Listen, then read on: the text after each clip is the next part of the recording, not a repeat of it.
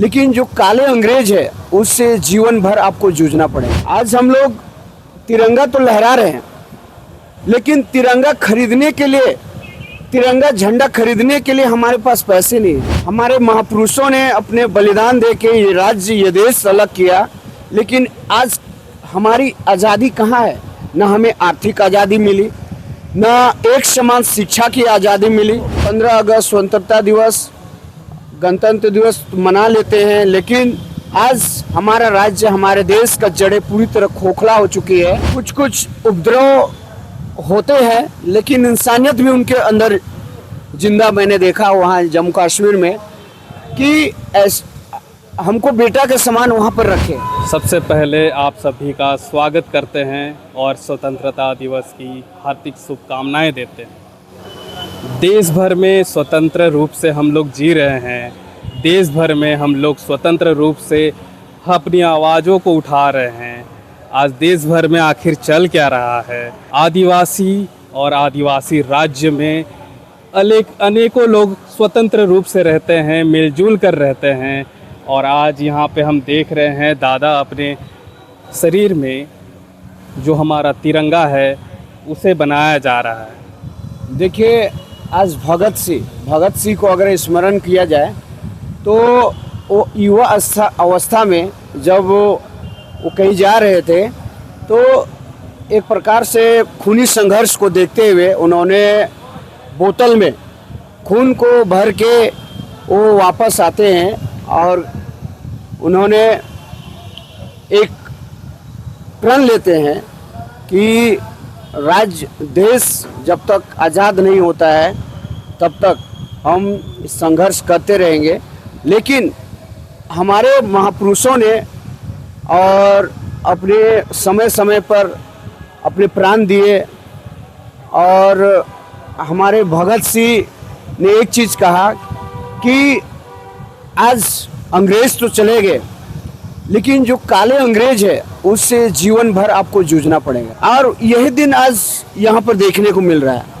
जिस प्रकार दिल्ली का जंतर मंतर में, उसके बाद ये रांची का जंतर मंतर, जयपाल सिंह मुंडा स्टेडियम में, तो चाहे हमारे वीर बिरसा मुंडा हुए, तिलका मांझी हुए, सिद्धू कान्हू हुए, अपने समय समय पर हर किसी ने अंग्रेज़ों को धूल चटाने का काम किया और ये राज्य और देश को हमेशा सुरक्षित हाथों में देने का और आने वाली पीढ़ी के लिए एक सुरक्षित तैयार करके देने का काम किया। लेकिन आज जो भगत सिंह कहते कि काले अंग्रेज जो हमारे बीच में है उनसे आपको जीवन भर संघर्ष करना पड़ेगा, और यही दिन आज देखना पड़ रहा है।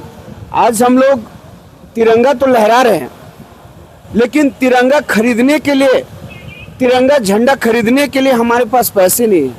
आज इतने दिन हमारे महापुरुषों ने अपने बलिदान दे के ये राज्य, ये देश अलग किया, लेकिन आज हमारी आज़ादी कहाँ है? न हमें आर्थिक आज़ादी मिली, न एक समान शिक्षा की आज़ादी मिली। सिर्फ पूंजीवाद जो एक विषाक्त के रूप में हमारे देश के जड़ों को खोखला कर रही है। सिर्फ नाम के लिए कहीं ना कहीं हम रोज़ कहें या तो 15 अगस्त स्वतंत्रता दिवस, गणतंत्र दिवस मना लेते हैं, लेकिन आज हमारा राज्य, हमारे देश का जड़ें पूरी तरह खोखला हो चुकी है। और एक प्रकार से भेदभाव, जातिगत भेदभाव, पूंजीवाद एक दूसरे में खाई है, और शिक्षा का नीतियाँ एक समान नहीं है, तो पूरी तरह से एक विषमता का खाई पाई जाती है। आपने बहुत सही बात कही। पूंजीवाद, जातिवाद, आखिर इस स्वतंत्र देश में, इस स्वतंत्र राज्य में जिस चीज़ों से हम जूझते हुए आगे आने की प्रयास कर रहे थे ताकि हम स्वतंत्र रूप से जी सके, आज लेकिन देखा जाए तो एक निम्न वर्ग के लोग भी आज रोते हैं एक एक दाने के लिए, अपने हक अधिकार के लिए। आज यहाँ पे वैसे ही अपनी शिक्षा के अधिकार में आए हुए जितने भी लोग हैं, उनके शिक्षा पूरी होने के दौरान भी उन्हें आगे नहीं बढ़ पाना, आज यहाँ पे आप लोग हैं। ये जो दुर्दशा है देश की, ये जो दुर्दशा है राज्य की, ये जो दुर्दशा है हर एक परिवार की, ये परिवार आगे कितने अच्छे तरीके से स्वतंत्र रूप से एक परिंदा बन के उड़ पाएगा? जब तक हम आवाम अगर नहीं जागते हैं और जड़ देश का एक राज्य का अगर होता है तो शिक्षा, और एक समान अगर शिक्षा नहीं होती है, भेदभाव हमेशा जिंदा रहता है हमारे समाज में, तो ये ऐसा डायन है जो हमारे राज्य देश का खोखला को, हमारी राज्य देश का जड़ को पूरी तरह खोखला दिमक की तरह चढ़ जाएगी। दादा, आपका नाम बहा है। बहा मतलब हम सभी जानते हैं फूल है। आपका उग्र रूप, आपका उलगुलान वाला रूप हमने सबने देखा है, लेकिन आपके अंदर एक संवेदनशीलता वाली एक भावना है। जब लाठी चार्ज हुआ, हर छात्र के लिए आपने बिना सोचे समझे सबके लिए आप खड़े हुए। आपके अंदर वो भावना कैसे आती है? आपके अंदर वो भावना कैसी है? देखिए, मैं बचपन में स्कूल जा रहा था। मेरा स्कूल का नाम है संत इनिगो हाई स्कूल सपारोम, जो लालगुटवा के पास है।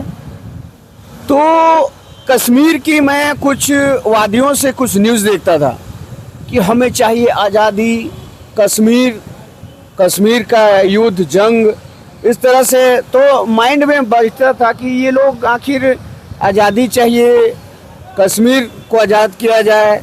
इस टाइप से मैं जब भी न्यूज़ देखता था तो थोड़ा सा मन में सवाल उत्पन्न होता था कि आखिर आज़ादी चाहिए, जब आज़ाद भारत में आज़ादी चाहिए और कश्मीर के मुद्दे हमेशा उठती है और हमेशा पाकिस्तान हिंदुस्तान की लड़ाइयाँ होती है, आखिर ये होता क्यों है बोल के जब इंटर मैट्रिक लिखा, उसके बाद मैं एक बार कश्मीर चला गया, जहाँ डोडा में 6 महीना था।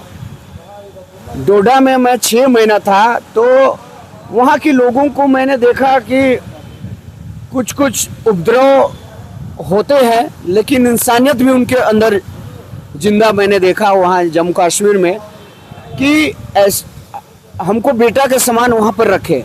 6 महीना किसी के घर में रहना, बेटा के समान निस्वार्थ भाव से सामान दे के रखा।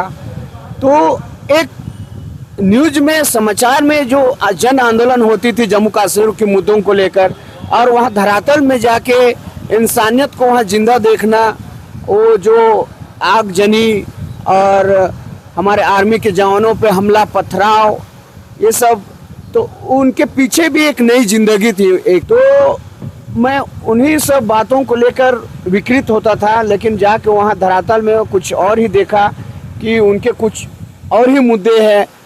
वो कहीं ना कहीं एक प्रकार से असमानताएं जो भारत में पाई जाती है उनसे त्रस्त हैं। वो जो जातिगत या तो शिक्षा या तो आर्थिक, उन सारे चीज़ों से वो त्रस्त है। उन्हीं को नारे बना के हमें चाहिए आज़ादी, हमें चाहिए आज़ादी के ऐसे ऐसे नारे भी लगते हैं। तो मेरा मन बचपन से ही उसी तरह से रहा है कि जब समस्याएं देखते हैं तो एक प्रकार से मेरा मन व्याकुल होता है किसी भी मुद्दों को लेकर। ये नहीं कि हम आज आए यहाँ जयपाल सिंह मुंडा स्टेडियम में और कुछ फ़ोटो खिंचाने के लिए, वीडियो बनवाने के लिए कुछ अलग कर रहा हूँ, या तो कोई दूसरे काल में कहीं भी देखे होंगे आंदोलन वगैरह में, वैसा बात नहीं। मैं बचपन से मेरा अंदर में ही शायद प्रकृति में वो दिया है कि कुछ भी गलत और जो अन्याय के खिलाफ थोड़ा सा मन में कुंठा जो होती है, विचलित होती है, वो बचपन से ही मेरे अंदर पाई जाती है।